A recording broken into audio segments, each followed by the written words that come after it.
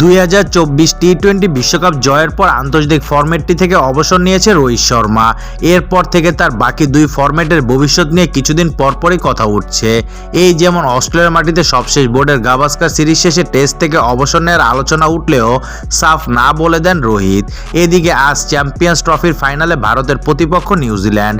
এদিন ভারতের অধিনায়ক ওয়ানডেকে বিদায় বলবেন বলে নতুন গুঞ্জন উঠেছে। দুবাই আন্তর্জাতিক স্টেডিয়ামে আজ বিকেল 3টায় শুরু হবে চ্যাম্পিয়ন্স ট্রফি শিরোপা নির্ধারণী ম্যাচ। এই ম্যাচটি রোহিতের শেষ ওয়ানডে হতে পারে বলে প্রথমে প্রকাশ করেছে ভারতীয় গণমাধ্যম, যা নিয়ে ম্যাচ পূর্ববর্তী সংবাদ সম্মেলনে ভারতের প্রতিনিধি হয়ে আসা শুভমান গিলের কাছে জানতে চাওয়া হয়। জবাবে তিনি রোহিত এবং পুরো দলের মনোযোগ কেবল ফাইনাল ম্যাচের দিকেই রাখার কথা জানিয়েছে। ভারতীয় ওপেনার শুভমান গিল বলছে, এই নিয়ে আমার সঙ্গে কিংবা ড্রেসিং রুমে কোনো আলোচনা হয়নি। এমনকি রোহিত ভাই অন্য সবার মতো চ্যাম্পিয়ন্স ট্রফির ফাইনাল নিয়েও ভাবছে। সুতরাং এমন কোনো বিষয় নেই। আমাদের সবার আলোচনা হচ্ছে ফাইনাল এবং শিরোপা কিভাবে জেতা যায় সেই প্রসঙ্গে।